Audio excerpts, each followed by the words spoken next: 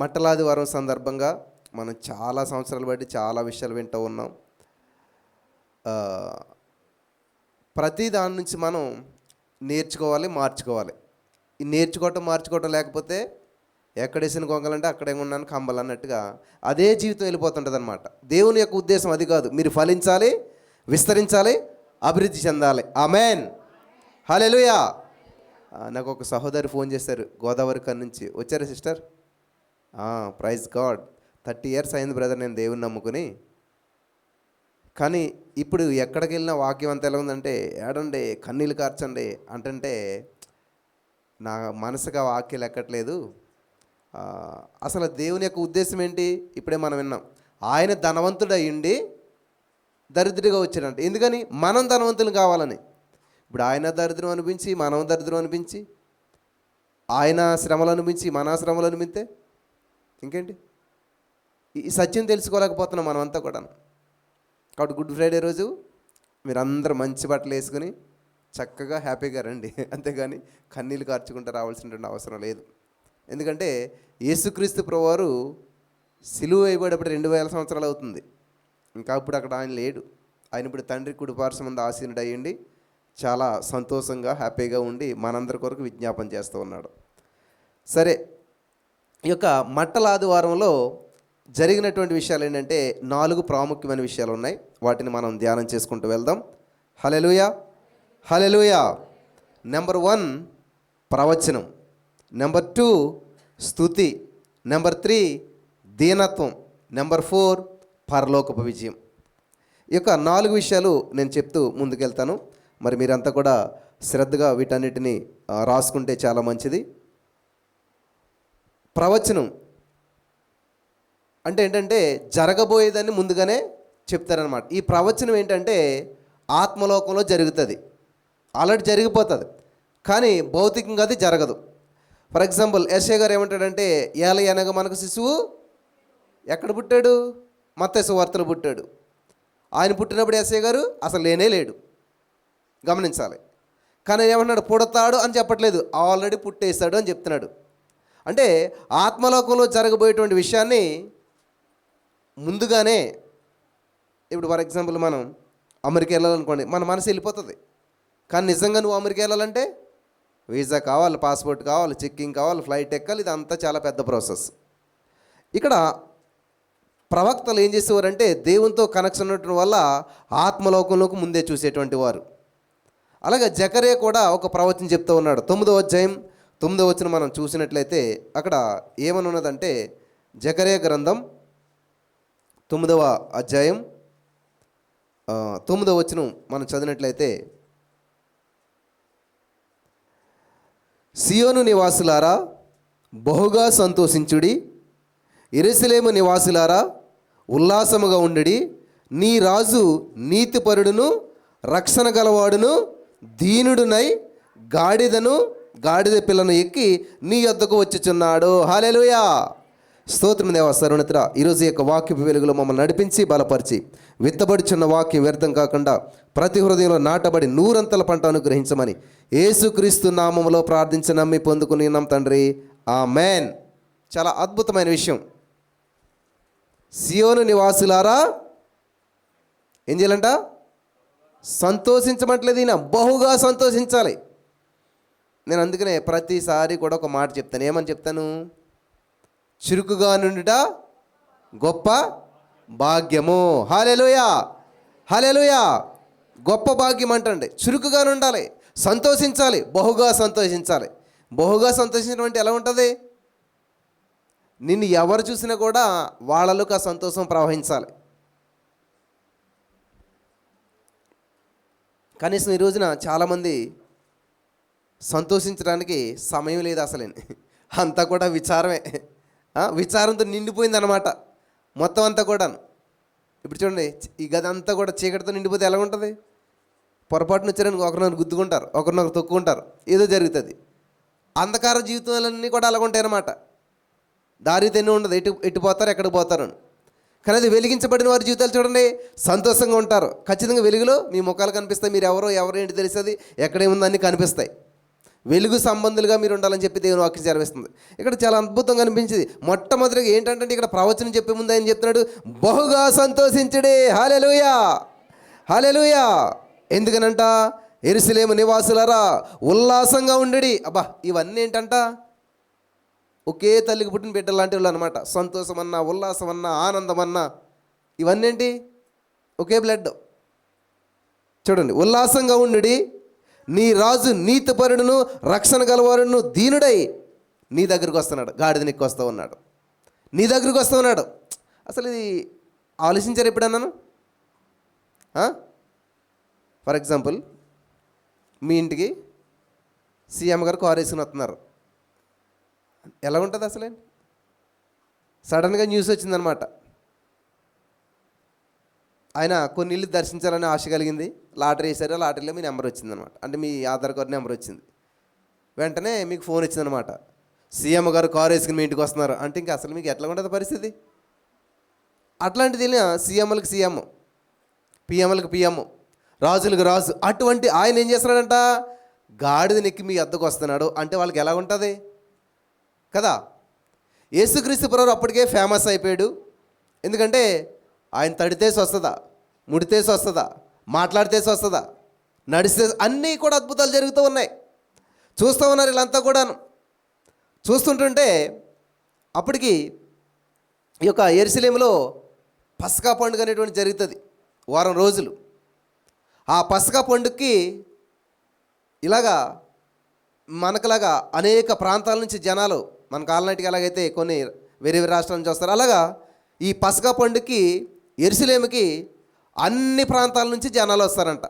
ఎంతమంది వస్తారు తెలుసా యెరూషలేముకి? 27 లక్షల మంది వస్తారంట. హల్లెలూయా. ఎంతమంది అండి? 27 లక్షల మంది వచ్చి ఉంటే ఎలాగుంటుంది పరిస్థితి అసలేని? మనకు ఒక 100 మందో, 1000 మందో, 2000 మందో, 10,000 మందో, 1,00,000 మందిని చూస్తేనే ఇంక అంతే, ట్రాఫిక్ జామ్ అంత అయిపోతుంటుంది. అటువంటిది 27 లక్షల మంది అక్కడికి వచ్చారంట. అయితే యేసుక్రీస్తు ప్రభువు కూడా అలవాటు ఉంది, ప్రతి సంవత్సరం పండగకి వెళ్తాం. కాబట్టి యేసు ప్రభువు కూడా అక్కడికి వస్తున్నాడు అని తెలిసిందంట. సో ఇక్కడ ఈ ప్రజలంతా కూడా ఆ రోమా ప్రభుత్వ చేతుల్లో బాగా ట్యాక్సులు కట్టలేక, బాధలు పడలేక, ఎన్నో సమస్యలతోటి వాళ్ళు ఉన్నారు అక్కడ.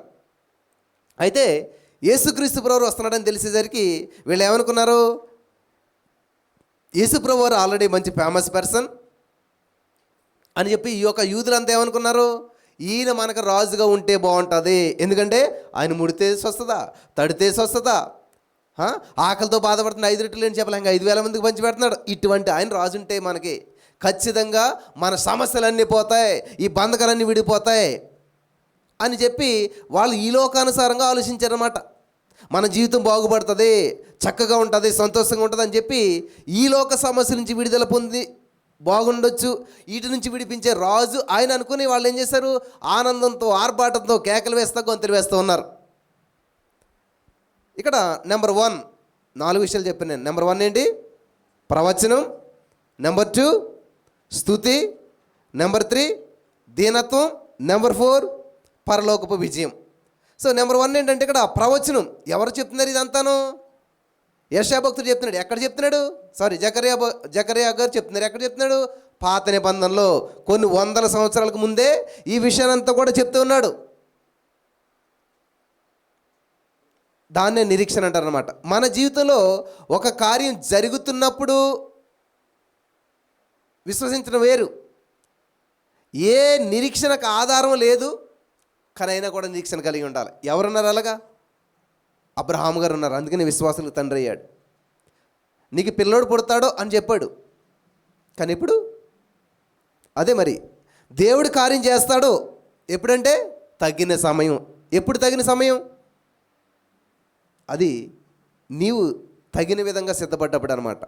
సరే, ఇక్కడ మనం చూసినట్లయితే ప్రవచనం అది ఎప్పుడుకి ఎలా మారిందంటే కొత్త నిబంధనలకు వెళ్ళేసరికి మత్తయి సువార్త 21వ అధ్యాయం 9వ వచనంలో చూసినట్లయితే, జనసమూహములలో ఆయనకు ముందు వెళ్ళుచుండిరి, వారును వెనుక వచ్చుచుండినటువంటి వారును దావీదు కుమారునికి జయము, ప్రభు పేరట వచ్చి వాడు స్తుతించబడును గాక, సర్వోన్నతమైన స్థలంలో జయమని కేకలు వేస్తూ ఉన్నారు. హల్లెలూయా, హల్లెలూయా. ఇది చాలా అద్భుతమైన విషయం అనమాట. దేవుడు వస్తున్నాడని తెలిసేసరికి వీళ్ళందరూ ఏంటంట, రాజుని ఆహ్వానించాలి. ఈ యొక్క మరి వీటిని ఏమంటారంటే, ఇదంతా ఒక జాతి అనమాట. పామ్స్ అండి అంటాం అనమాట. ఈ మట్టలాధారం అంటారనమాట.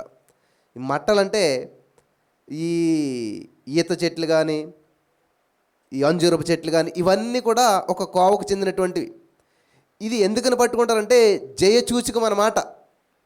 పూర్వకాలంలో ఈ యొక్క పస్కా పండుగ జరిగేటువంటి సమయంలో యాజకుడు ఏం చేసేవాడంటే, ఆ చివరి రోజు 7వ రోజు ఆ లోపలికి వెళ్ళి బలి అర్పించేటువంటి వాడు. ఆ బలి అర్పిస్తున్నటువంటి సమయంలో ఈ బయట ఉన్న ప్రజలు ఏం చేసేవారంటే, ఈ యొక్క ఈత మట్టలు అట్టుకొని హోసన్నా హోసన్నా హోసన్నా అని అరిచేటువంటి వారు అనమాట. ఎవడికి ఎంత ఓపుకున్నదో అంత గట్టిగా అరిచేవారు అనమాట. విచిత్రమైన విషయం ఏంటంటే, ఇలా అరుస్తూ తిరుగుతూ ఉండేటువంటి వారు. ఇలా అరుస్తున్నటువంటి సమయంలో నిజంగా ఎవరైతే ఆశతోటి ఉన్నారో, ఎవరైతే సమస్యతోటి ఉన్నారో, ఎవరైతే బంధకాలతో ఉన్నారో, నిజంగా ఈ యొక్క పిలుపులో హోసన్నా అంటే ఏంటి? జయము కదా, విజయము కదా. వెంటనే వాళ్ళకి స్వస్థతలు కలిగి అంట, విడుదల కలిగి అంట, అద్భుతాలు కలిగేటువంటివి అంట. కాబట్టి ఈ ఈ యొక్క కొమ్మల కాళ్ళు ఏం పేరు పెట్టారంటే హోసన్నా కొమ్మలని పేరు పెట్టుకున్నారంట. ఏం పేరు పెట్టారు? హోసన్నా కొమ్మలని పేరు పెట్టుకున్నారంట. ఇక్కడ ఏం జరుగుతుంది? ఇక్కడ మత్తయి సువార్త 21వ అధ్యాయం 9వ వచనం చూసినట్లయితే, స్తుతించబడును గాక. చాలా ఇంపార్టెంట్, ప్రతి దాంట్లో స్తుతి ఉండాలి. అందుకని మేము ఏం చేస్తామంటే ఎర్లీ మార్నింగ్ ఖచ్చితంగా ఒక ½ అన్ అవర్ ఏముంటుందంటండి స్తుతి. ఎన్ని సాక్ష్యాలు వింటూ ఉన్నారు? రాత్రి ఒక సహోదరికి సాక్ష్యం పెట్టింది, 3000 రెంట కట్టలేనటువంటి స్థితి నుంచి కారు ఫోటో కూడా వచ్చింది, నేను పంపిస్తాను మీకు.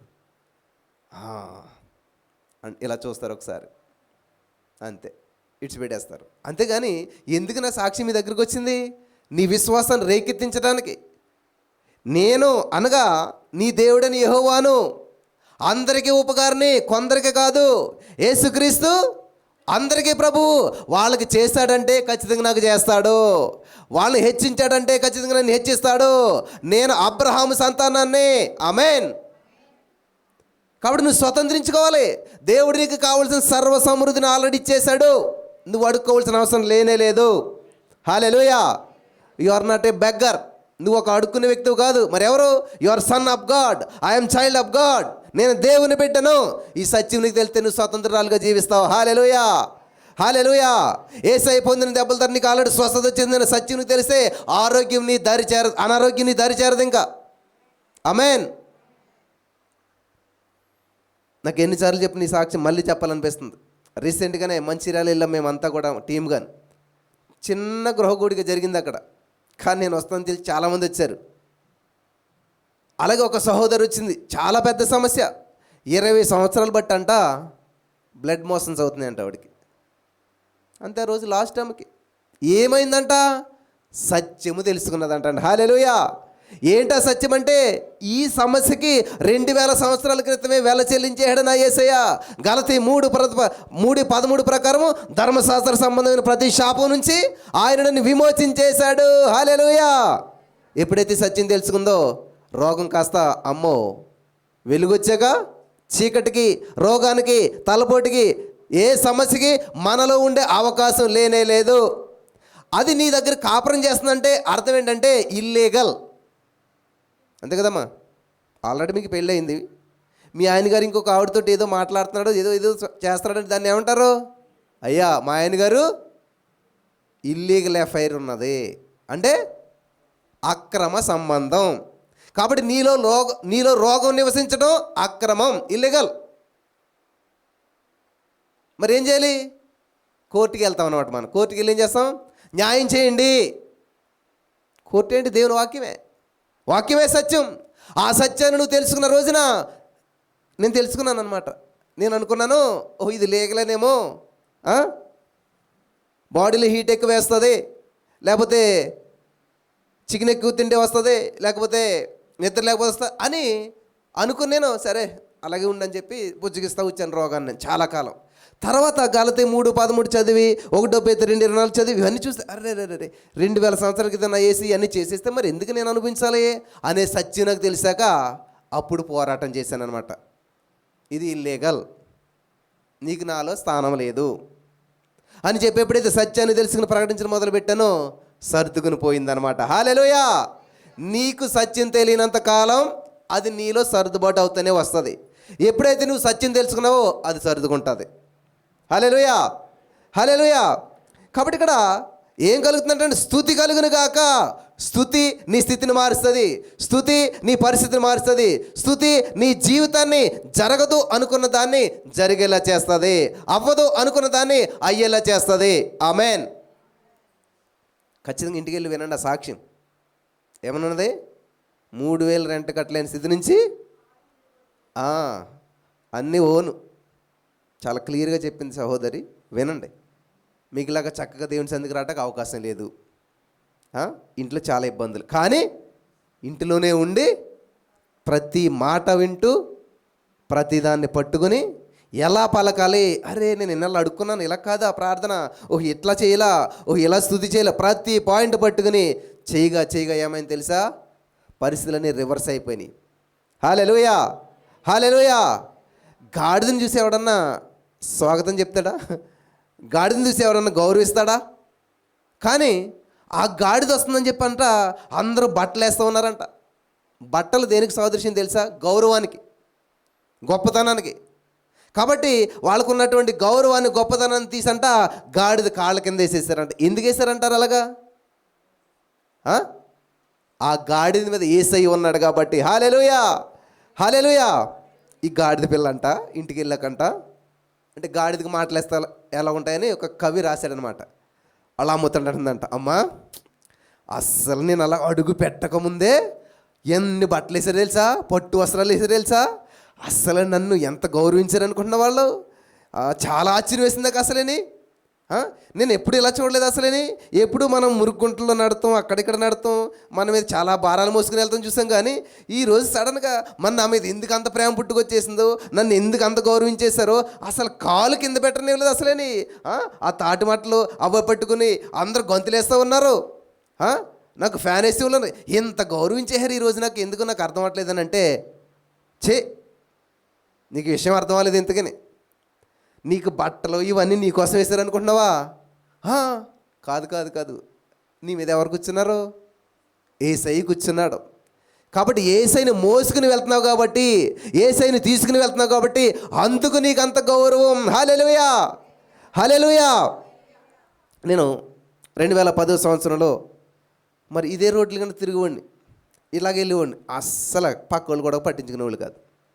ఎప్పుడైతే యేసయ్య వాక్యాన్ని తీసుకుని వెళ్ళటం ప్రారంభించానో, మోసుకుని వెళ్ళటం ప్రారంభించానో, కనీసం మార్కెట్లోకి వెళ్ళినా సరే, రైల్వే స్టేషన్లో నుంచైనా సరే, సేమ్ ఈ గాడిదకి బట్టలు ఎలాగైతే వేస్తున్నారో అలాగ అనేక మంది వచ్చి, మీరు బ్రదర్ జాషువా గారు కదా, ఎందుకని అంటారు? నేను ఏం మోసుకెళ్తున్నాను ఇప్పుడు? దేవుని యొక్క వాక్యాన్ని మోసుకెళ్తున్నాను, దేవుణ్ణే మోసుకెళ్తున్నాను, దేవుణ్ణే తీసుకెళ్తున్నాను. హల్లెలూయా. ఏ కుటుంబానికి వెళ్ళినా, ఎక్కడికి వెళ్ళినా కూడా అనేక మంది ప్రేమిస్తూ ఉన్నారు, గౌరవిస్తున్నారు. కారణం ఏంటంటే అదనమాట. కానీ కొన్ని విషయాలు మనకి అర్థం కావు. ఇంకొక విషయం చెప్తాను మీకు. ఒక తల్లి దోమ పిల్లకి చెప్పిందంట, అమ్మ నువ్వు ఎక్కడికి వెళ్ళక ఇక్కడే ఉండంటే, ఇది ఏం చేసింది? వాళ్ళ అమ్మకి తెలియకుండా ఒక చోటకి వెళ్ళి వచ్చిందంట. వెళ్ళొచ్చేమని తెలుసా? చాలా గొప్పగా, అమ్మ నేను ఇలా బయటికి వెళ్ళాను, బయటికి వెళ్తే మనుషులందరూ నేను ఎగరటాన్ని చూస్తే వాళ్ళు ఎంత సంతోషపడుతున్నారు తెలుసా, అందరూ క్లాప్స్ కొడుతున్నారు అన్నదంట. ఎవరు? అందరూ, చిన్నలు పెద్దలు అందరూ కూడా ఎవరి దగ్గరికి వెళ్తే అందరూ నన్ను క్లాప్స్ కొడుతున్నారు. ఆ విషయం నీతో చెప్తాను వచ్చానంటే, ఓ భగవంతుడా, థ్యాంక్ యూ జీసస్, నా బిడ్డను కాపాడినందుకు. ఓసే వాళ్ళందరూ నిన్ను క్లాప్స్ కొట్టి నేను ఎంకరేజ్ చేయట్లేదు, నిన్ను చంపాలని చూశారు, కానీ నువ్వు దొరకలేదు కదా. ఇప్పుడు దోమ వచ్చిందనుకో మనం ఏం చేస్తాం? తప్పని ఇట్లా కొట్టి చంపేయాలని చూస్తాం. దానికి ఎలాగ అర్థమైంది? నన్ను చాలా ఎంకరేజ్ చేస్తున్నారు, వాళ్ళు నా కోసం చప్పట్లు కొడుతున్నారని అర్థం చేసుకున్నదంట. జాగ్రత్త. ఈ లోకంలో చాలామంది మనకు అలాగ అనిపిస్తుంటుంటారు. అయ్యో నేను అలాగనుకున్నానమ్మా, లేదు నిన్ను చంపాలని చెప్పి ట్రై చేశారు, కానీ దేవుని కృప వల్ల నువ్వు ఎగురుకుంటా వాళ్ళ దొరకకుండా వచ్చావు, సేఫ్గా వచ్చావు. మరలా ఎప్పుడు అటువంటి పరిస్థితులకు నువ్వు వెళ్ళకు అని చెప్పిందంట. అలాగే ఈ గాడిద పరిస్థితి కూడా అలాగ ఉన్నదనమాట. ఈరోజు మనం కూడా అస్సలు నేనంటే అంత రెస్పెక్ట్ తెలుసు వాళ్ళకి అనుకుంటున్నావు. నువ్వంటే రెస్పెక్ట్ కాదు, నీ వల్ల జరిగే పని ఏదో ఉంది కాబట్టి, నీ వల్ల జరిగేటువంటి ఏదో గొప్పదనం ఉంది కాబట్టి, నీలో ఏదో టాలెంట్ ఉంది కాబట్టి దాన్ని బట్టి నిన్ను గౌరవిస్తారు తప్ప నిన్నుగా యేసయ్య తప్ప ఎవ్వరి ప్రపంచంలో గౌరవించరు. వాస్తవమే కదా. పెళ్లి సంబంధాలకు వచ్చినప్పుడు ఏం చేస్తారు? ఫస్ట్ చూపులు ఉంటాయి కదా. ఒకరికొకరు నచ్చాక అప్పుడు మ్యాటర్ ముందుకు నడుస్తుంది. లేదనుకోండి మేము ఫోన్ చేస్తామంటారు. అంటే ఇంక అర్థమైపోయింది, ఇంక మళ్ళీ ఫోన్ కోసం మనం వెయిట్ చేయవసరం లేదు. మళ్ళీ ఫోన్ చేస్తారా, చేయలేదా, ఇంకా ఫోన్ చేస్తామన్నారంటే ఇంక మ్యాటర్ అర్థం చేసుకోవాలి మనం అన్నమాట. కానీ దేవుడు అలా కాదు. ముదిమి వచ్చే వరకు నేను నిన్ను ఎత్తుకుంటాను, ఇదిగో యుగ సమాప్తి వరకు సదాకాలం నేను ఏతో ఉంటాను. హల్లెలూయా. రక్షకుడిగా వచ్చాడైనా, రక్షించడానికి వచ్చాడు. ఎటువంటి వారిని అంట? నశించిపోయేటువంటి వారిని, సమస్యల్లో ఉన్న వారిని, ఇబ్బందుల్లో ఉన్నటువంటి వారిని, దుఃఖంలో ఉన్నటువంటి వారిని, బంధకాల్లో ఉన్నటువంటి వారిని సంతోషింపజేయటానికి వచ్చాడు యేసయ్య. హల్లెలూయా, హల్లెలూయా. నీ జీవితంలో నువ్వు నవ్వు ఎంతకాలం అయిందో, సంతోషంగా ఉండి ఎంతకాలం అయిందో ఈ రోజున చెప్తున్నాడు దేవుడు. సియోను నివాసులారా సంతోషించండి, ఆనందించండి, ఉల్లాసించండి. ఆమేన్. ఉన్నారా ఉల్లాసంగాను? ఉల్లాసంగా ఉంటే ఏం కనపడాలి? తెల్లగా పళ్ళు కనపడాలి. అందరూ నల్లగా కనపడకూడదు. యాక్టివ్గా ఉండాలి, ఆనందంగా ఉండాలి. హల్లెలూయా. సంతోషం సగం బలం అంట. లాఫింగ్ థెరపీ అని ఉంటుంది మనకు, పార్కుల్లో అట్లా నేర్పిస్తుంటుంటారు. నేను కూడా ఫిట్నెస్ ట్రైనర్ కాబట్టి కొన్నిసార్లు చేపించి ఉండి అనమాట. ఏ రీజన్ ఉండదు, నవ్వించాలన్నమాట వాళ్ళని. ఎప్పుడైతే మనం సంతోషంగా ఉంటామో ఎక్కువ కాలం బతుకుతాం. ఎప్పుడైతే మనం విచారంతో బాధతోటి ఉంటామో కృంగిపోతాడు మనిషి ఎప్పుడు కూడా. అంటే నవ్వే వాళ్ళకి కొంచెం ముఖంలో ముడతలు తొందరగా రావన్నమాట. ఏడ్చే వాళ్ళకి చూడండి సింక్ అయిపోతుంది బాడీ అంతా కూడా. నేను వాస్తవం చెప్తున్నాను, సైన్స్ చెప్తున్నాను, ఫిజికల్ బాడీలో జరిగేటువంటి మార్పులు చెప్తున్నాను. సో ఫిజికల్ ఫిట్నెస్ ట్రైనర్ కాబట్టి దేవుడికి రెండు ఇంపార్టెంట్. నీ దేహము దేవుని ఆలయము. కాబట్టి దీన్ని అడ్డదిడ్డంగా పెరిగిపాటును వదిలేశారనుకోండి, అంతే కదా. మన ఇంటి ఎదుర్కొన్నప్పుడు దాన్ని ఏం పట్టించుకోవడం వదిలేసేయండి, చెత్త అంతా మొలుస్తుంది. ఈ బాడీ కూడా అంతే. దీన్ని మనం పట్టించుకోలేనప్పుడు ఏమవుతుందంటే దేవుని ఆలయం పాడైపోతుంది అన్నమాట. కాబట్టి దీన్ని జాగ్రత్తగా కాపాడుకోవాలి, ఆత్మను కూడా జాగ్రత్తగా కాపాడుకోవాలి. సరే, నెంబర్ 1 ప్రవచనం జకరియా గారు చెప్పారు. ఏమని? ఇదిగో గాడిదను ఎక్కి ఆయన వస్తున్నాడు, నువ్వు సంతోషించు, ఉల్లాసించు, ఆనందించు. హల్లెలూయా. కాబట్టి ఏం చేయాలంట? స్తుతి చేస్తూ ఉన్నారు. ఇక్కడ స్తుతి కలగాలి. దేవుడు నీ జీవితంలోకి వచ్చాడు, దేవుడు నీ జీవితంలో ఉన్నాడు అనే దానికి సూచన ఏంటంటే స్తుతి చేయాలి, స్తుతిస్తూ ఉండాలి, ఆయన ఘనపరిచి ఉండాలి, ఆయన గొప్ప చేస్తూ ఉండాలి. అందుకని చెప్పి ఇక్కడ ఏమంటున్నాడంటే ఆయన లూకాసు వార్తలో 19వ అధ్యాయం 41వ వచనం మనం చదివినట్లయితే అక్కడ దేవుని వాక్యం సెలవుస్తుంది ఏంటంటే, లూకాసు వార్త 19వ అధ్యాయం 40వ వచనం, ఆయన వారిని చూసి వీరు ఊరకుండి నీడల ఈ రాళ్ళు కేకలు వేయనని మీతో చెప్పుచున్నాను నేను. ఆమెన్. ఏంటంటే రాళ్ళు కేకలు వేస్తాయి. అంటే ఈ సృష్టిలో ప్రతిదానికి చెవి ఉన్నది, ప్రతిదానికి నోరు ఉన్నది. ఏమో వింటున్నారా? ప్రతిదానికి చెవి ఉన్నది, ప్రతిదానికి నోరు ఉన్నది. అందుకే దేవుడు అంటాడు, ఆకాశం ఆలకించడం అంటే దేనితో ఆలకింతుంది? చెవితో ఉంటుంది. భూమి చెవి ఎగ్గుము. ఎందుకనంటే ఆయన వాటిని సాక్షులుగా ఉంచాడంట. అంటే సాక్ష్యం చెప్పాలంటే ఏముండాలి? నోరు ఉండాలి. వింటున్నారు జాగ్రత్తగాను?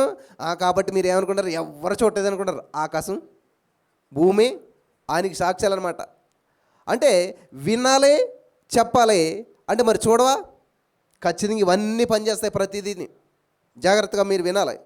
ఇక్కడ యేసుక్రీస్తు ప్రభువు వస్తుంటే ఆ చిన్నపిల్లలంట సంతోషంతో హోసన్నా అని పాడతా, హోసన్నను స్తుతి పాడుచు అనుకుంటూ చక్కగా వాళ్ళు స్తుతిస్తూ పాడుతుంటే, ఏంటి గందరగోళం, ఏంటి గొడవ? చూస్తారు కదా మీరు యూట్యూబ్లో విమర్శలు ఏవేవో జరుగుతుంటాయి అన్నమాట. ఎందుకు వాళ్ళు అలా అంటున్నారు? క్రీస్తుని గూర్చిన వార్త తెలియదు, చదవలేదు బైబిల్ మనం. నశించుచున్న వారికి వెర్రితనం. వాళ్ళు వెర్రిగా మాట్లాడుతుంటారు.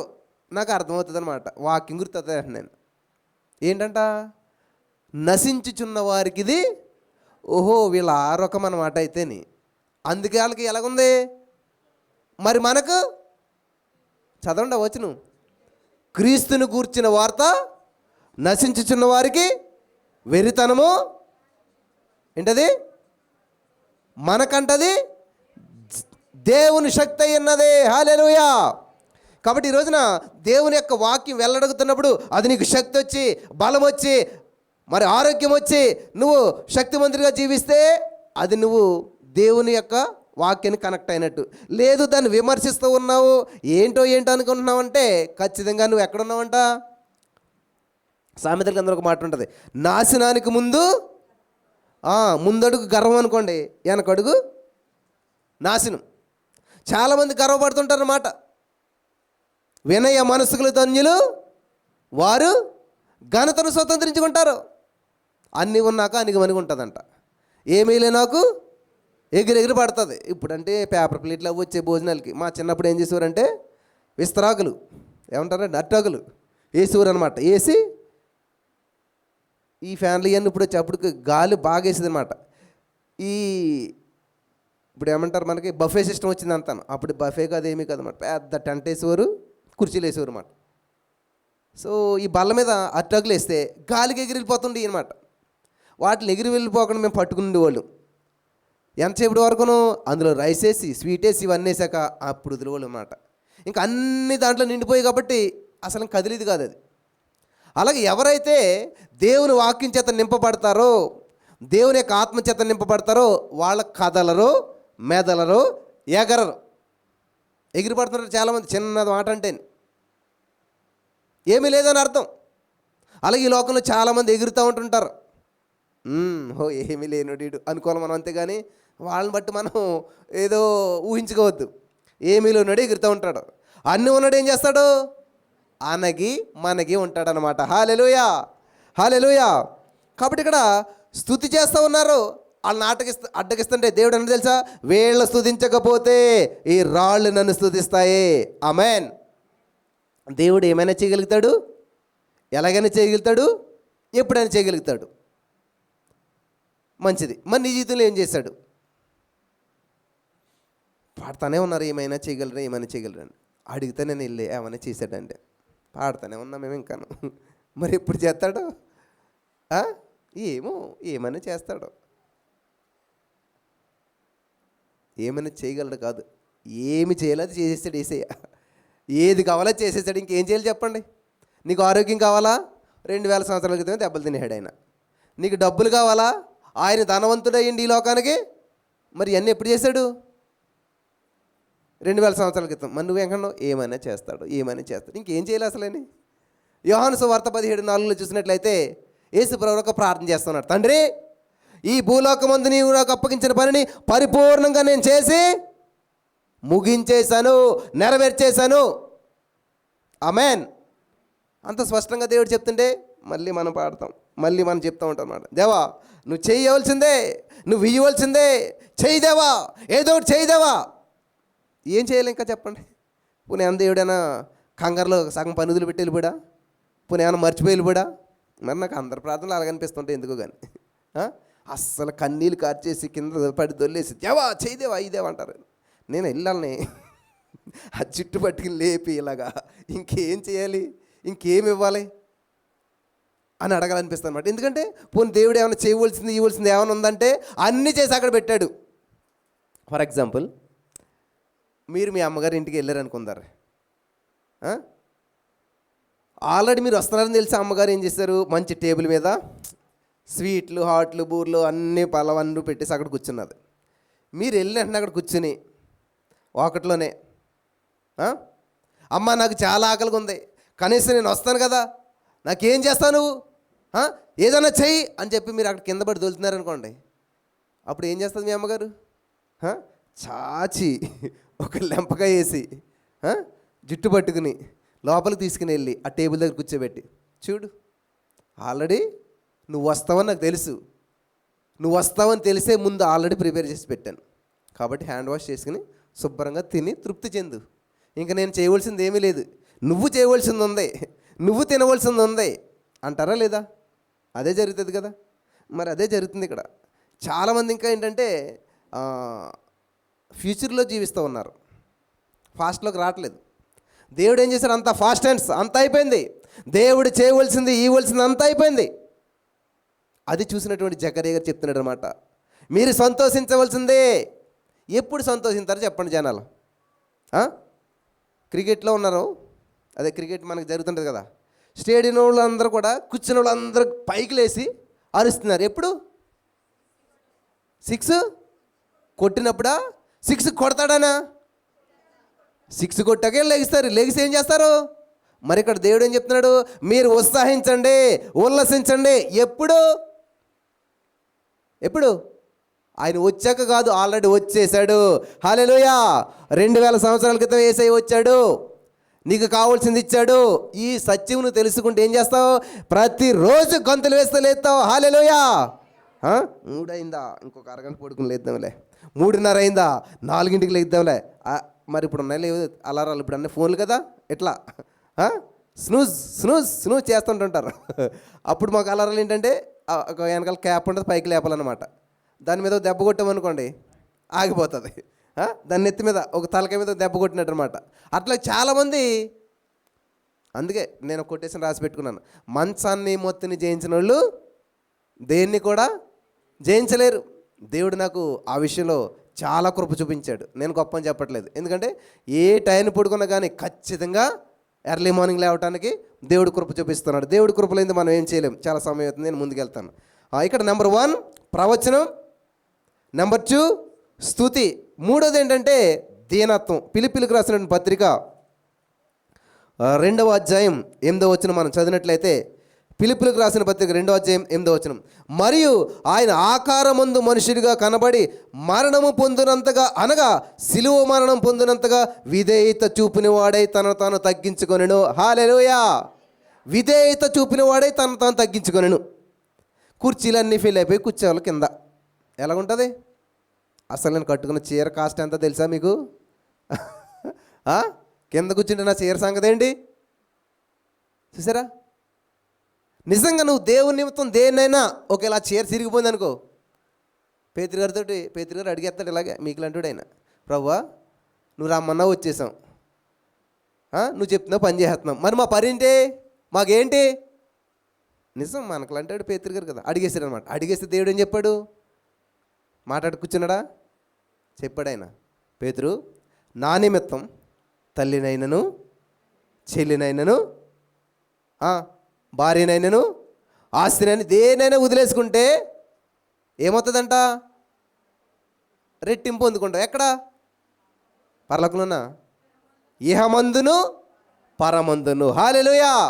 నిజంగా మీరు దేవుని నిమిత్తం దేనైనా వదులుకుంటే ఖచ్చితంగా 100 అంతలు పొందుకుంటారు మీరు. ఆమేన్. నేను ఇంటర్ చదివే టైంలో మాకు చాలా పేదరికం వచ్చి పడింది, కానీ మ్యూజిక్ అంటే చాలా ఇష్టం, పిచ్చి అనమాట నాకు. అయితే ఒక టేప్ రికార్డర్ అనేది కొని తెచ్చి పెట్టుకున్నాను. దానికి బాక్స్ పెట్టి మా ఊరంతా తినబడలేక పాటలు పెట్టుకునేవాడిని. కొన్ని రోజులకి ఏమైందంటే పరిస్థితి అధ్వానం అయిపోయి ఇంకా నా దగ్గర డబ్బులు లేవు, కానుకేట కూడా డబ్బులు లేవు. అప్పుడు ఏం చేశానంటే ఆ ఇంట్లో ఉన్నదాన్ని అమ్మేశాను. అమ్మేసి కానుకేసేసాను. ఇంకేముంటుంది? ఏమీ లేదు. తర్వాత కూడా ఏమీ రాలేదు. సంవత్సరాలు గతించిన తర్వాత దేవుడు ఏం చేశాడంట చూసారా? ఎంత పెద్ద బాక్సులు ఇచ్చాడో, ఎంత పెద్ద సౌండ్ సిస్టమ్ ఇచ్చాడో, ఎంత అద్భుతంగా ఉందో మనకంతా. ఇదంతా కూడా ఈ రోజున ఇది ఎలాగొచ్చిందంటారో, ఆ రోజున దేవుని నిమిత్తం మనం ఏదైతే కోల్పోయామో దానికి 100 అంతలు ఇహమందు. హల్లెలూయా. ఆల్రెడీ ఇహమందు అనుభవిస్తున్నాను, పరమందు కూడా నేను అనుభవిస్తాను. ఆమేన్, ఆమేన్. కాబట్టి ప్రభు నిమిత్తం మీరు ఏది చేసినా సరే, ఇంకో మాట అంత అద్భుతంగా ఉంటే తెలుసా? నా పేరట వచ్చేవానికి, ఎవరంటండి? ఎవరి పేరట? దేవుని పేరట వచ్చేవాళ్ళకంట ఒక గిన్నెడు నీళ్ళు ఇచ్చినా కూడా దాని యొక్క ఉపకారాన్ని మీరు కోల్పోరు. ఈ మాట విని ఒక ఆవిడ ఏం చేసిందంట, పాస్టర్ గారు ఎప్పుడు వచ్చినా కూడా ఒక లోట నీళ్ళు ఇచ్చేదంట. ఎన్ని లోట అంటే తెలిసే లేదా, ఇంత మొగ్గు ఉంటుంది కదా, దాన్ని నిలిచిదంట. అంతే, ఇంకేమీ లేదు. ఆవిడ చనిపోయిందంట. కల్లో నిజం కదలే. చనిపోయాక దేవదూత వచ్చాడంట. ఇద్దరు దేవదూతలు ఉంటారు కదా, వాళ్ళు చేపట్టుకుని తీసుకెళ్ళిపోయారంట. అలాగే వెళ్ళిపోతుందంట. గాల్లోకి వెళ్ళిపోయాక పరలోక రాజ్యం వెళ్ళాక ఆవిడ స్థలం ఏంటో చూపించారంట దేవదూతలు. తీసుకెళ్ళి పెద్ద చెరువులో నుంచి పెట్టారంట. ఇదేంటి నాకు ఈ ప్లేస్ అంటే, నువ్వు ఇచ్చిన నీళ్ళన్నీ ఇంత చెరువు అయింది ఇక్కడ. మరి అది వేయించావు కదా నీకు, దానికి 100 అంతల పంట ఇది అని చెప్పారట. హల్లెలూయా, హల్లెలూయా. అంతే కదా, మనుషుడా దేవుడు వెక్కిరించబడ్డు, నువ్వేమి విత్తుతావో అంతే కదా. మరి ఇప్పుడు మీరేమో ఇంటి దగ్గర ఏమంటారో తోటకూర విత్తనాలు వేసి మీరు వెళ్ళేసరికి గోంగూర పండుతుంది అంటే అక్కడ ఏమన్నాను, తోటకూరే కాస్తుంది. అలాగే మనం ఏదైతే విత్తుతున్నామో, చాలామంది అలా ఎవరికి రాకూడదు, నాకే రావాలి, నాకే రావాలి, నాకే రావాలి. అలా కాదు, అందరూ బాగుండాలి, అందులో నేను ఉండాలి, అందరూ సంతోషంగా ఉండాలి, నేను కూడా సంతోషంగా ఉండాలి. అలా కోలుకోరనమాట. అది దేవునికి ఇష్టమైనటువంటి విషయం. అయితే ఇక్కడ దీనత్వం అనమాట. అందుచేత ఇక్కడ 2:8 వచనంలో ఏం చేస్తున్నాడు దేవుడు, మరణం పొందినంతగా, సిలువ మరణం పొందినంతగా తనను తాను తగ్గించుకొనెను. ఆమేన్. బైబిల్ ఏం చెప్తుంది, తనను తాను తగ్గించుకున్నవాడు తగ్గేదే లేదంటారు మీరు. ఇక్కడ దేవుడు ఏమన్నాడు, నువ్వు తగ్గించుకుంటే హెచ్చించబడుతుంటే, అస్సలు దానికి ఆపోజిట్ మాట. అస్సలు నేను తగ్గను, నేను ఎందుకు తగ్గాలి, అసలేనే నా తప్పేమున్నది. మరి దేవుడు తప్పేమున్నది ఇక్కడ, దేవుడు లోపం ఏమున్నది, దేవుడు పొరపాటు ఏముంది. నా సండే స్కూల్లో ఒక స్టోరీ చెప్పారన్నమాట. ఏంటంటే ఆకాశానికి 2 నీటి బిందువులు వేలాడుతుంటాయి అన్నమాట, నీటి చుక్కలు. అయితే ఆ 2 మాట్లాడుకుంటాయి అన్నమాట. అందులో ఒక నీటి బిందువు ఏమంటే తెలుసా, చూసావా మహాసముద్రం ఎంత గొప్పది, అటువంటి మహాసముద్రం ఎదురు మనం ఏర్పాటు వారం, అందులో పడితే మనకి అడ్రస్ కూడా ఉండదు అని అంటది ఒక నీటి బిందు. ఇంకోటిదే చాలే, ఎంతటి మహాసముద్రం అయినా సరే మనలాంటి అనేక నీటి బిందువులు కలిస్తే అంత సముద్రం ఏర్పడుతుంది. మనలాంటి నీటి బిందువులు లేకపోతే సముద్రం కాదు కదా, అసలు ఏది ఏర్పడదు అని చెప్పి 2 డిస్కషన్ చేసుకుంటున్నాయి అనమాట. అలా అనుకో, అంత మహాసముద్రంలో మనం పడ్డామంటే అడ్రస్ ఉంటాం అసలని అని చెప్పి మాట్లాడుకుంటే ఇల్లు ఒకటి చల్లటి గాలి వేసిందంట. ఆ 2 కాస్త అక్కడి నుంచి కింద పడ్డాయంట. కింద పడ్డప్పుడు ఒకటి ఏం చేసింది, మనకు లాంటి కలిస్తే అలాంటి సముద్రం ఉంది కదా, అందులో వెళ్ళి కలిసిపోయిందంట. ఏదైతే నీటి బిందువు తగ్గించుకుందో మనం ఏపాటి వారం, మన ఎంత అన్నటువంటి నీటి బిందువు నెమ్మదిగా జారి ఆల్ చిప్పలో పడ్డదంట. ఏమవుతుంది, అది ముత్యంగా మారిందంట. హల్లెలూయా. తనను తాను తగ్గించుకున్నవాడు హెచ్చించబడతాడు, గొప్పవాడవుతాడు. అలాగే మీరు కూడా ఎప్పుడైతే బస్ డ్రైవర్లు బాగా ఇక కండక్టర్లు చాలా ఇబ్బంది అయిపోతుంది కదా, ఇప్పుడు ఆడవాళ్ళు ఎక్కుతున్నారు కదా, బస్సు అంతా ఫిల్ అయిపోయిందంట, ఒకే సీట్ ఉంది, 2 ఆడవాళ్ళు ఎక్కారంట. ఎక్కిన తర్వాత ఆ సీటు కోసం 2 కొట్టుకుంటున్నారంట. ఆ బస్ కండక్టర్కి నాకు లాంటి మంచి ఆలోచన వచ్చిందంట. ఏమన్నాడంట ఆయన, మీలో ఎవరు వయసులో పెద్దోళ్ళు వాళ్ళు కూర్చుని చిన్నోళ్ళు నుంచోండి అన్నాడంట. అంతే, 2 కూడా అమ్మ నువ్వు కూర్చో అంటే ఏంటి, నేను యంగో, నేను ముసల్దాన్ని కాదు, నువ్వు కూర్చి కటకి 2 ఎవరు కూర్చోలేదు, మరి 2 నుంచి ఉన్నారంట, సీటు ఖాళీగానే ఉన్నదంట. చూసారా, ఇట్లాగా ఉంటాయి మాట కొన్ని విషయాలు. కానీ ఇక్కడ దేవుడు, మన దేవుడు ఎట్లా ఉండేది, సత్యవంతుడు అన్నమాట. ఆయన ఉన్నట్టుగానే మాట్లాడతాడు. హల్లెలూయా. కొన్ని విషయాల్లో లేని వాటిని ఉన్నట్టుగా పిలుస్తాడు. దీనత్వం, తగ్గింపు, ఇవి ఏదో పదాలు కాదు, అవి మన జీవితంలో ఉండవలసిన విషయాలు అన్నమాట. ఎప్పుడైతే ఈ విషయాలు నువ్వు కలిగి జీవిస్తావో నీ జీవితం ఆనందంగా ఉంటుంది. హల్లెలూయా. అంతేగాని గుడ్ ఫ్రైడే రోజు 9 గంటల 3 గంటల వరకు యేసు ప్రభువుని సిలువేసిన టైం నా చిన్నతనంలో చెప్పారన్నమాట. అయ్యి బాబా, అసలు ఉమ్ము కూడా మిగిలించదు మా అమ్మ, రైట్ అనేదనమాట. అంతే అక్కడ పట్టేసుకుని ఆ ప్రాణం పోయినట్టు అనిపించింది అనమాట. నిజంగా యేసు ప్రభువు వారు ఎలాగెళ్ళో తెలియదు కానీ అయిపోతుంది జీవితం అనిపించింది అనమాట. ఆ కొబ్బరిబాణం నీళ్ళన్న తాగనిచ్చేవారు, ఏమి కాదు, కట్టిన ఉపవాసం అనమాట. అలాగే 9 గంటల నుంచి చెమటలు పట్టేసేసి ఇంకా ఎప్పుడు 3 అవుతుందా, ఇక్కడ ఏం పాడుతున్నారో ఏం చెప్తున్నారో మనకి ఇంకేం ఎక్కిది కాదనమాట. చర్చిలో కూర్చుని ఎప్పుడు 3 అవుతుందా తినేద్దాం. మీలో చాలామంది ఇలాంటి ఉపవాసాలు కూడా చేస్తుంటారు కదా. నేను చిన్నప్పుడు 7వ తరగతిలో ఇలాగ ఉండేది అనమాట. మాకు ఏంటి, ఆ యేసు ప్రభువు సిలువ వేసింది, యేసు ప్రభువు సిలువ మీద ఉంటే ఏం తింటారా, అయ్యి బాబోయ్, నిజంగా మేమేంటి యేసుప్రభు ఇంకా సిలువ మీద ఉన్నాడు అన్నట్టు మేము కూడా ఏం చేసేవాళ్ళం అంటే 9 గంటల నుంచి 3 గంటల దాకాను అలా బాధపడతాను అలా కూర్చునేవాళ్ళు అనమాట. అట్లాగా ఆ? అలా జరిగి ఆ రోజుల్లో ఎందుకంటే సత్యం తెలియదు. నేను నిజంగా యేసుప్రభు అక్కడ ఉన్నాడు. యేసుప్రభు ఎక్కడ ఉన్నాడు ఇంతకనే? సిలువ మీద ఉన్నాడా? మనం పాడతామన్న పాట ఏంటి? లాలీజో లాలీజో ఎవరికి? యేసుప్రభు వారికి. పశువుల పాకలో అని ఎప్పుడు పాడతాం? ఆయన పుట్టి 2026 సంవత్సరాలు అయితే ఓ జబ్బా కొనుక్కునే లోనికి ఎలాగుంటుంది ఏమా?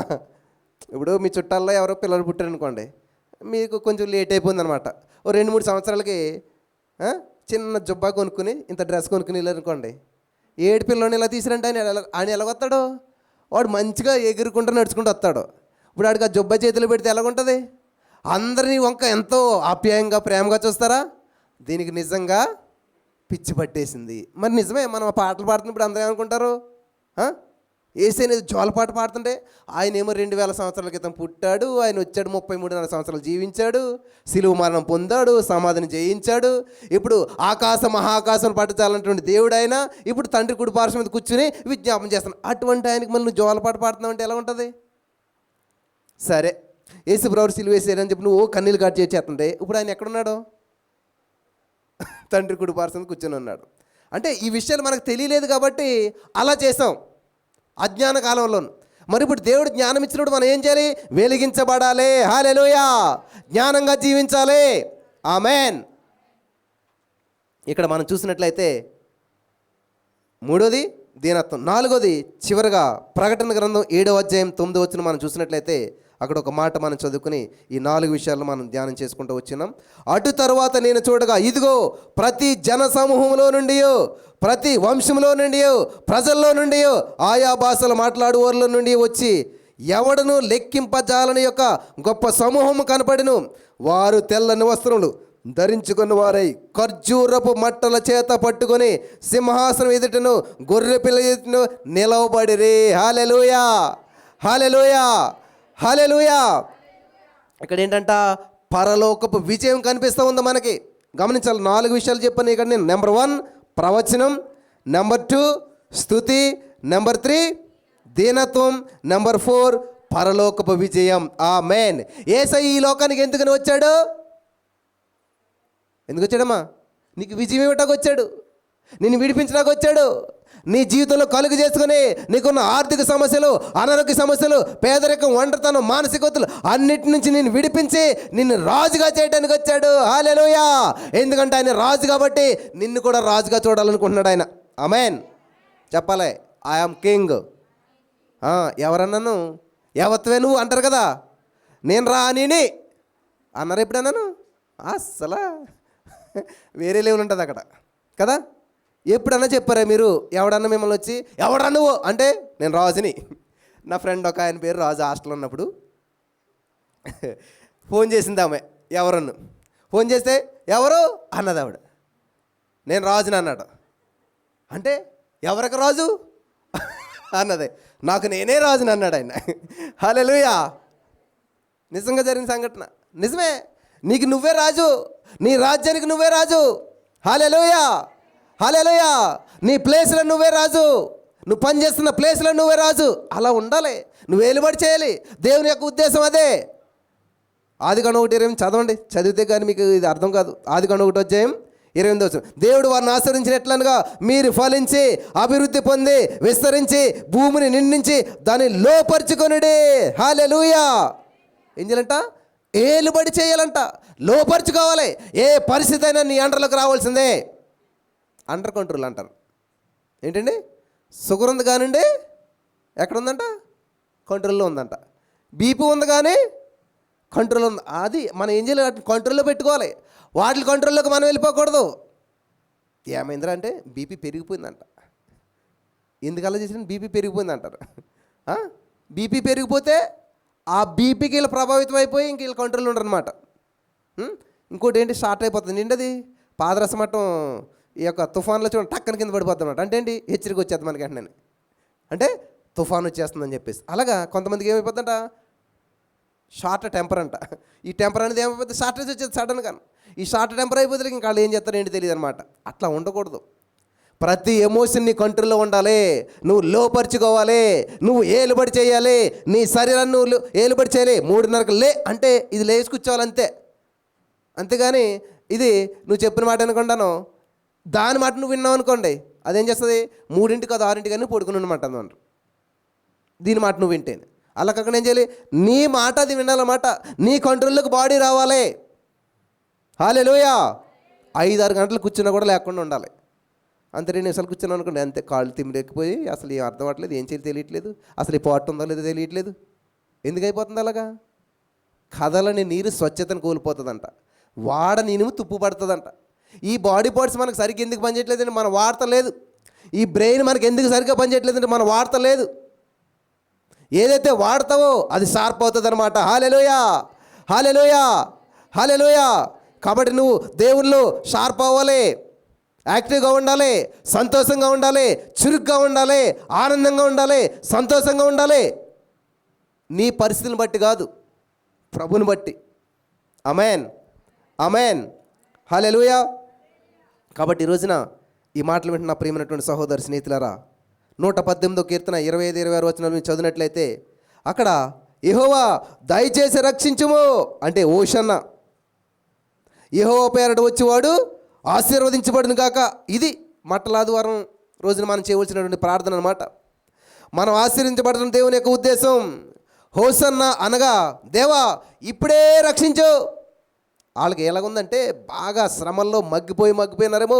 హోసన్నా ఇప్పుడే మమ్మల్ని రక్షించు, సేవ్ అస్ నౌ, ఇప్పుడే రక్షించు.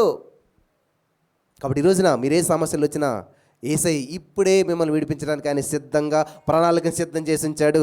ఆమేన్, ఆమేన్. ఎవరైతే నమ్ముతారో వాళ్ళు స్వతంత్రించుకుని వెళ్తారో, ఎవరైతే నమ్ముతారో, ఎవరైతే సిద్ధపడతారో, ఎవరైతే స్వీకరిస్తారో వాళ్ళు ఖచ్చితంగా వాటిని తీసుకొని మోసుకుని వెళ్తారో. ఆమేన్, ఆమేన్, హల్లెలూయా, హల్లెలూయా. కాబట్టి ఇక్కడ జకర్యా 9వ అధ్యాయం 9వ వచనంలో ఉన్న ప్రవచనం యోహాను సువార్త 12వ అధ్యాయం 14-15 వచనాల్లో నెరవేర్చబడుతుంది. భూమి ఆకాశం గతించాయి కానీ దేవుడి నోటి నుంచి ఏ మాట కూడా నిరర్ధకము కానేరదు. ఆమేన్, ఆమేన్. కాబట్టి ఇక్కడ మీరు చూసినట్లయితే యేసుక్రీస్తు ప్రభువు వచ్చినప్పుడు ఎక్కడో ఉన్నాయంట గాడిదలు ఊరికి చివర. దేవుడు ఏం చేశాడు, ఫస్ట్ తన శిష్యులను పంపించి మీరు వెళ్ళి ఏం చేయాలన్నాడు, గాడిద పిల్లను విప్పుకొని తీసుకురమ్మన్నాడు. అవి ఎలాగున్నాయంట, కట్టబడి ఉన్నాయి, బంధించబడి ఉన్నాయి.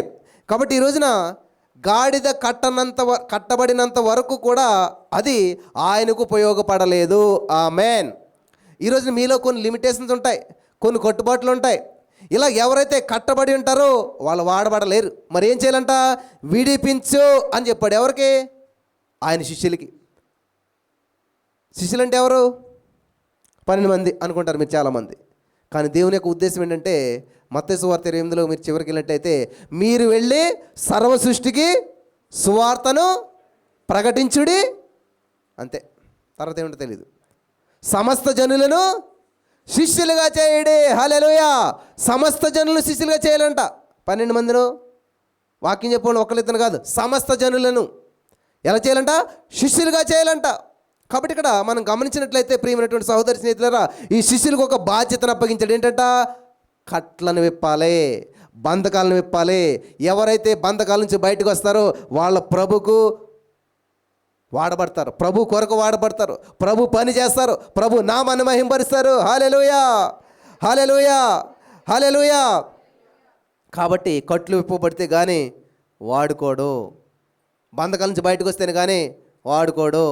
చాలామంది అనమాట. నన్ను కూడా మా నాన్నగారు చాలా బంధించేశారు. రైట్, క్రైస్తవుని ఎక్కడ చెప్పొద్దు, చర్చికి వెళ్తే వెళ్ళు అంతే. పొరపాటున సర్టిఫికెట్లు అట్లా ఎక్కడ అస్సలు రాయకూడదు. అలాగే ఇప్పుడు నేను రాజుని. హల్లెలూయా. నా రాజ్యానికి నేనే రాజుని, నా కుటుంబానికి నేనే రాజుని. కాబట్టి నా పిల్లల స్కూల్లో ఫస్ట్ నేను రాజ్యం తెలుసా, ఐఎమ్ క్రిస్టియన్. ఆమేన్, ఆమేన్. మనుషులు అయితే నన్ను ఒప్పుకోలేని వాడు దేవుని అయితే నేను వాడిని ఒప్పుకోలేని అంటుంటాడు దేవుడు. కాబట్టి దేవుడు నాకు ఇప్పుడు నన్ను యజమానిని చేశాడు. మా కుటుంబానికి యజమాని మా నాన్న. కాబట్టి ఆ రాజ్యంలో నేను జీవిస్తున్నాను. ఆ రాజ్యానికి ఆ నిబంధనలకి లోబడ్డాను. ఇప్పుడు నేను రాజునయ్యాను, నాకు రాజ్యం వచ్చింది. కాబట్టి నా రాజ్యములన్నీ కూడా నా యొక్క నియమ నిబంధనలే అమలు చేయబడతాయి. ఆమేన్. కాబట్టి మీరు ఎప్పుడైతే నేను రానినే అని మీరు అనుకుంటారో మీ మాటే శాసనంగా మార్చబడుతుంది. ఆమేన్. పవర్ఫుల్గా ప్రార్థన చేయండి, ఖచ్చితంగా మీ మాట ఒక శాసనంగా మారుస్తాడు దేవుడు. ఆమేన్. హల్లెలూయా, హల్లెలూయా.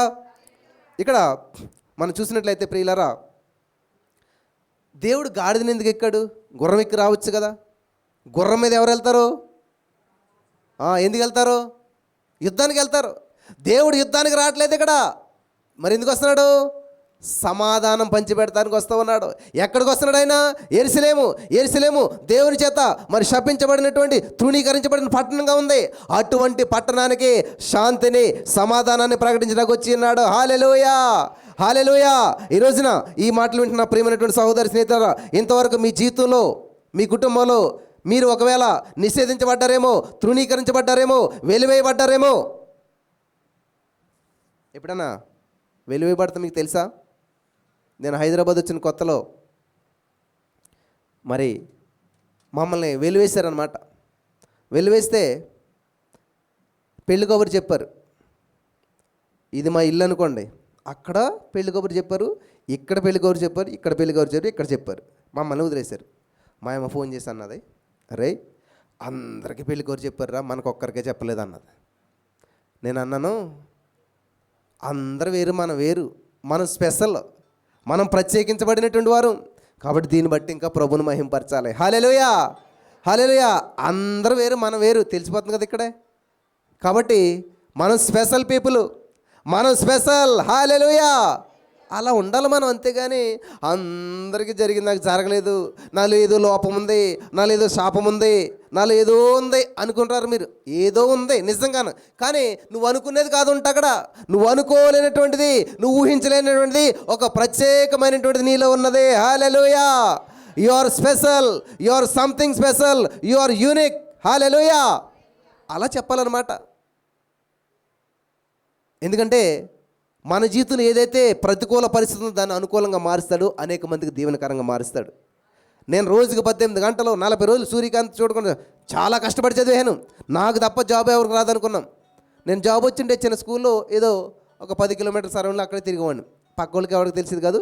9 to 5 జాబు, ఆదివారం చర్చికి వెళ్తాను, ఏమైనా సండుకులు నడుపుతాను, అయిపోయింది అంతే. కానీ ఎప్పుడైతే ఆ విషయంలో ఫెయిల్ అయ్యానో, ఎప్పుడైతే ఆ విషయంలో నేను సాధించలేకపోయానో, దేవుడు తన కృప చొప్పున ఈ విధంగా నన్ను నడిపిస్తూ ఉన్నాడు. నువ్వు దీవించబడతాం కాదు నా ఉద్దేశం, నువ్వు అనేక మందికి దీవెనకరంగా ఉండాలి. హల్లెలూయా. నువ్వు ఆశీర్వించబడతాం దేవుని ఉద్దేశం కాదు, నువ్వు అనేక మందికి ఆశీర్వాదకరంగా ఉండాలి. అది దేవుని ప్రణాళిక. ఆమేన్, ఆమేన్, హల్లెలూయా. ఉద్యోగాలు పోయిన వాళ్ళందరూ దేవునికి స్తోత్రం చెప్పండి. ఎందుకంటే దేవుడు మిమ్మల్ని ఉద్యోగాలు ఇచ్చే స్థితిలో పెడతాడు. ఆమేన్, హల్లెలూయా. వ్యాపారాలందరూ నష్టపోయిన వాళ్ళని కూడా మరి దేవుని స్తుతించాలన్నమాట. ఎందుకంటే మీరు అనేక మందికి వ్యాపారం ఇచ్చే స్థితిలో దేవుడు మిమ్మల్ని పెడతాడు. ఆమేన్, హల్లెలూయా. ఇవన్నీ నాకు జరిగాయి కాబట్టి చెప్తున్నాను. నేను ఉద్యోగం పోయింది, దేవుని స్తుతించాను, అనేక మందికి ఉద్యోగాలు ఇచ్చేలా దేవుడు చేశాడు నన్ను.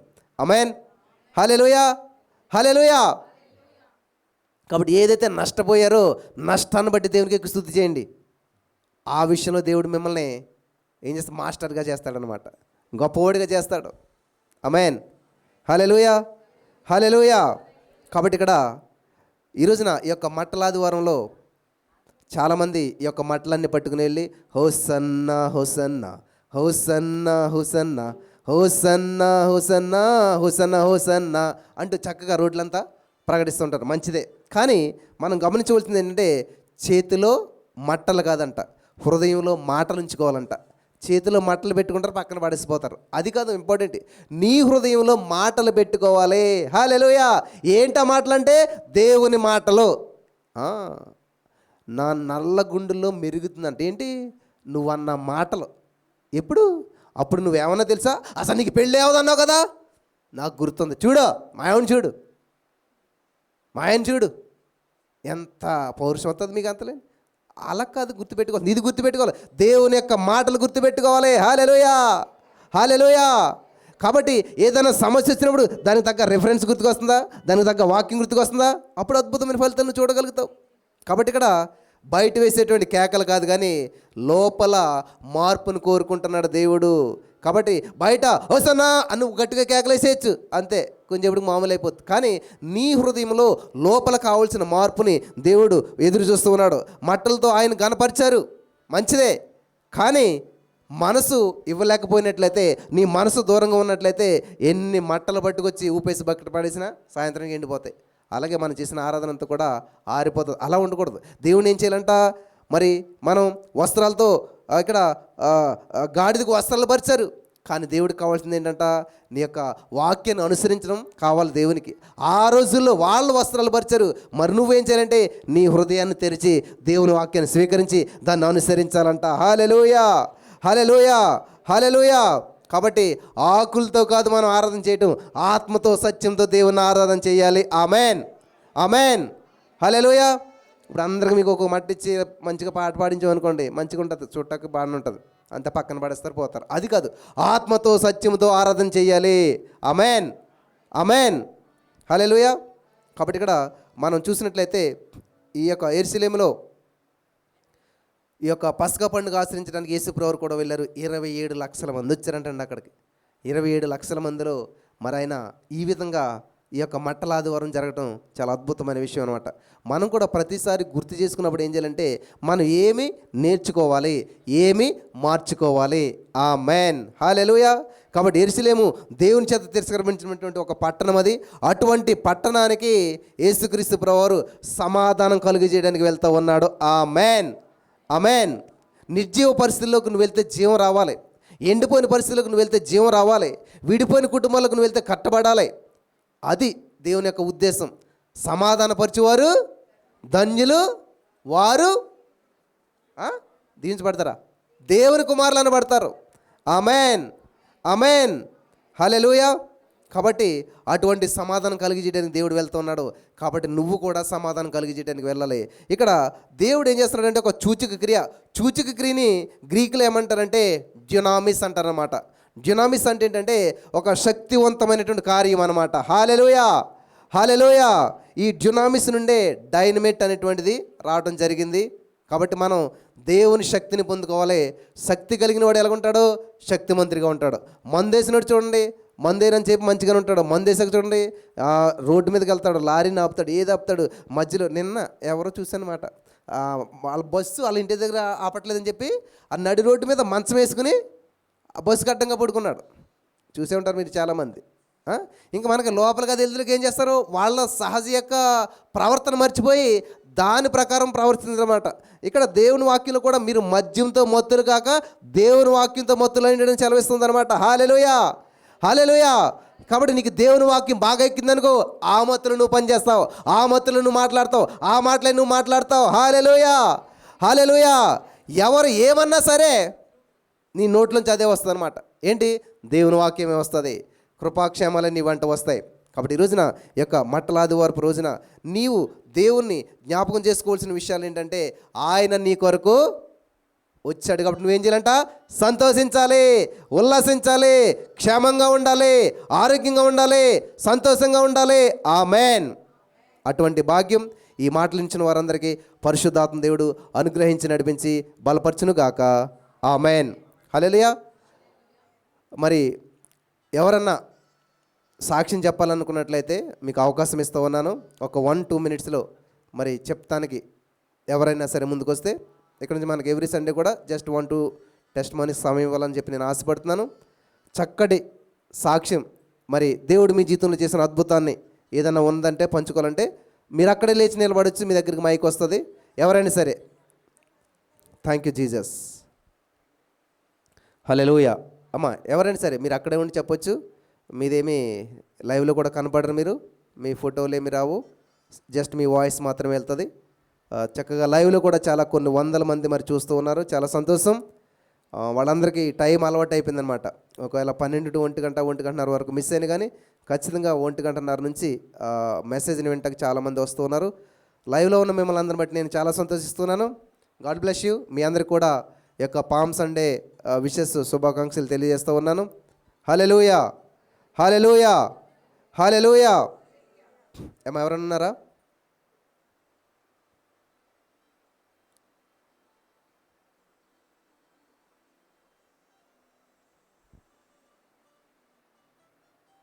Thank you Jesus. హల్లెలూయా. ఎవరు లేరు కదా? సరే, గమనించాలి. ఈ శుక్రవారం నేను మరి ఖమ్మం వస్తున్నాను. ఒకవేళ ఖమ్మం పరిసర ప్రాంతాల్లో ఎవరైనా ఉన్నట్లయితే